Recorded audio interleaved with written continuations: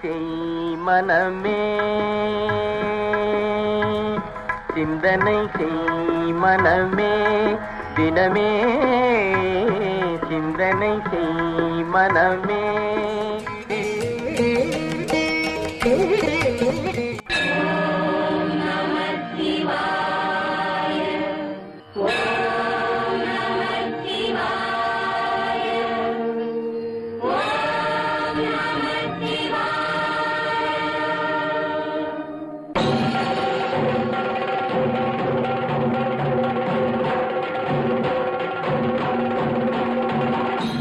திரு அண்ணாமலை சித்தர்கள்.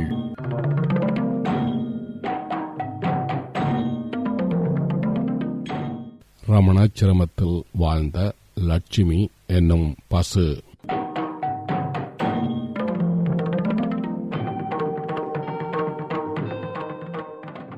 ரமணரின் தரிசனத்திற்கும் உபதேசங்களை கேட்பதற்குமாக ஆச்சிரமத்தில் பக்தர்கள் கூட்டம் பெருகியது. பகவானின் ரமணாச்சிரமம் தன்னை நாடி வந்தோர்க்கு வயிறார உணவளித்ததுடன் அருள் ஞானம் வழங்கி வரும் ஆலயமாகவும் திகழ்ந்தது. திருக்கார்த்திகை, ரமணர் ஜெயந்தி, அழகம்மையார் நினைவு நாள் இம்மூன்றும் ஆச்சிரமத்தின் சிறப்பு விழாக்களாக கொண்டாடப்பட்டன. ஆன்மீக போதனை சத்சங்கம் போக மீதி நேரங்களில் ரமணர் ஆச்சிரம சமையற்கூடத்திற்கு சென்று அழகாக தையல் இலைகளை தயாரித்து கொடுத்தல், சமையலுக்கு காய்கறிகளை நறுக்கி தருதல் போன்ற வேலைகளை செய்வார். நாளாக நாளாக ஆச்சிரமத்திற்கு வரும் பக்தர்களின் எண்ணிக்கை அதிகமாகியது. உலகின் பல நாடுகளில் இருந்தும் பல மதங்களைச் சேர்ந்தவர்கள், ஆன்மீகவாதிகள், அறிஞர்கள் ஆகிய பல தரப்பட்டவர்கள் பகவான் ரமணரை தரிசிக்க வந்தனர். ஏறத்தாழ இதை ஒரு புனித பயணமாகவே அவர்கள் கருதினார்கள். பகவான் ஸ்ரீ ரமணர் மனிதர்களிடம் மட்டும்தான் அன்பு நெறி செலுத்தினார் என்றில்லை, வாயில்லாத ஜீவன்களிடத்தும் அன்பு நெறி பாராட்டி வந்தார். ரமணாச்சிரமத்தில் அவரை சுற்றிலும் எப்போதும் குரங்குகள், நாய்கள், பசுக்கள், பறவைகள், அணிகள் என சூழ்ந்து கொண்டு விளையாடிக் கொண்டிருக்கும். அனைத்து உயிர்களிடமும் இவர் அன்பு செலுத்தியதால் இவரை தம் இனத்தில் ஒருவராக கருதி இவருடன் அவை விளையாடிக் கொண்டிருந்தன. அதனால்தான் இவரை சேஷாத்திரி மகரிஷிகளும் பெரிய குடும்பஸ்தர் என்று வேடிக்கையாக கூறுவது உண்டோ.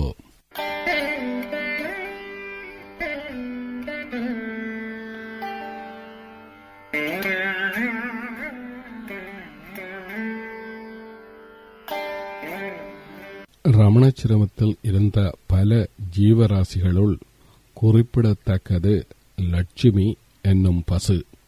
ரமணரிடம் பக்தி கொண்ட குடியாத்தத்தை சேர்ந்த அருணாசலம் பிள்ளை என்பவர் 1926ஆம் ஆண்டு பசு ஒன்றை ரமணருக்கு அன்பளிப்பாக வழங்கினார். வெள்ளிக்கிழமையன்று ஆச்சிரமத்திற்கு வந்த பசுவிற்கு லட்சுமி என்று பெயரிட்டார். ஏறத்தாழ 22 ஆண்டுகள் அது ரமணரின் பக்தியாகவே விளங்கி வந்தது. ஆச்சிரமவாசிகள் அதனை மிக மரியாதையுடன் நடத்தினாலும் ரமணர் அதன் மீது தனிப்பாசம் வைத்திருந்தார். அதற்கு ஒரு காரணமும் இருந்தது.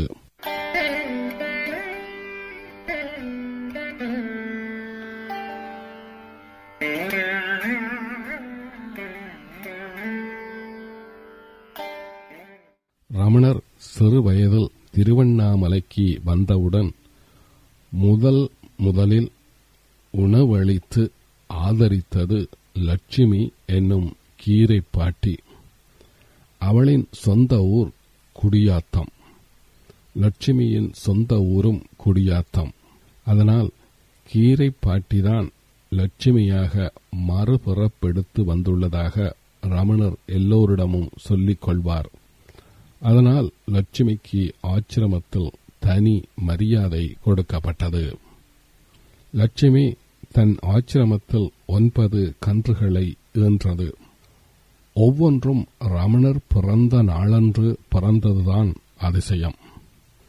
லட்சுமிக்கு ரமணர் மீது மிகுந்த பாசமுண்டோ.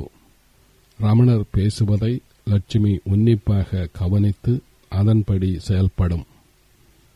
வெள்ளிக்கிழமைகளில் லட்சுமியை குளிப்பாட்டி மஞ்சள் குங்குமம் இட்டு பூச்சூட்டி அலங்கரித்து பூசை செய்வார்.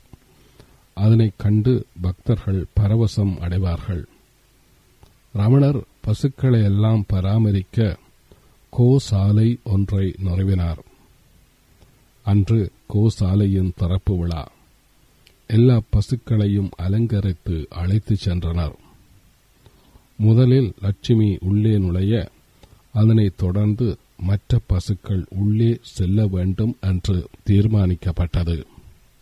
கோபூசை முடிந்து லட்சுமியை உள்ளே அழைத்த போது அது உள்ளே செல்லாமல் ரமணரின் பக்கத்திலே சென்று நின்று கொண்டது. மற்றவர்களுக்கு லட்சுமியின் செய்கை வியப்பை ஊட்டியது. ஒரு நாளும் இல்லாமல் என்று முரண்டு பிடிப்பது ஏன் என்று குழம்பினார்கள். லட்சுமியின் உள்ளுணர்வை உணர்ந்து கொண்ட ரமணர் முதலில் நான் உள்ளே நுழைந்த பின்பே நீ என் பின்னால் வருவதாக எண்ணமோ என்று சிரித்தவாறே கோசாலையின் உள்ளே சென்றார். அவரைத் தொடர்ந்து லட்சுமியும் உள்ளே பிரவேசித்தது. ஆச்சிரமத்தில் அதிக சுதந்திரத்துடன் நடமாடும் உரிமை பெற்ற லட்சுமி ஒரு நாள் ஆச்சிரமத்தில் உள்ள கீரை பாத்தியை மேய்ந்துவிட்டது. ஆளாளுக்கு லட்சுமியை அதன் செயலுக்காக திட்டித் தீர்த்தனர்.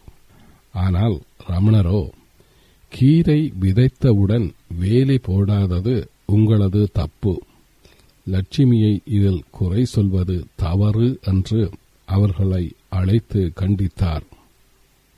ரமணரிடம் இவ்வளவு பாசமாக இருந்த லட்சுமிக்கு ஒரு நாள் உடல்நிலை சரியில்லாமல் போய்விட்டது. 1948 ஆண்டு ஜூன் மாதம் 18 வெள்ளிக்கிழமை அன்று லட்சுமி மரணத்துடன் போராடிக் கொண்டிருந்தது. ரமணர் பதறிப்போனார். லட்சுமியின் தலையை தன் முகத்தோடு அணைத்து ஆதரவாக தடவி கொடுத்தார். தன் கையாலேயே கொஞ்சம் சர்க்கரை பொங்கலை ஊட்டிவித்தார். தன் தாய்க்கு முக்தி அளித்தது போன்று அதன் அருகில் அமர்ந்து அதையும் முக்தி பெறச் செய்தார். காலை 11:30 மணியளவில் லட்சுமி உலக வாழ்வை நீத்தது. வெள்ளிக்கிழமையன்று வந்த லட்சுமி வெள்ளிக்கிழமையன்று மறைந்தது கண்டு அனைவரும் திகைத்தனர்.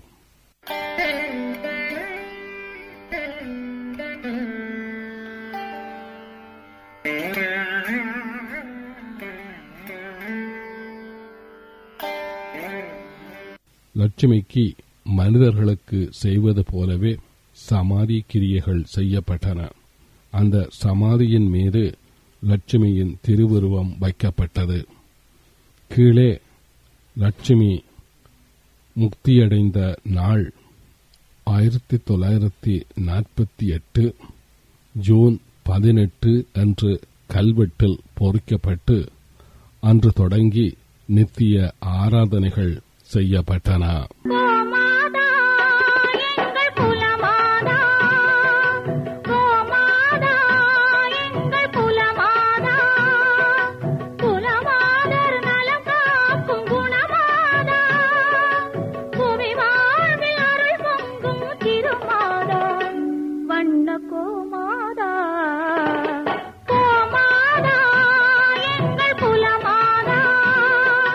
குலமாதர் நலம் காக்கும்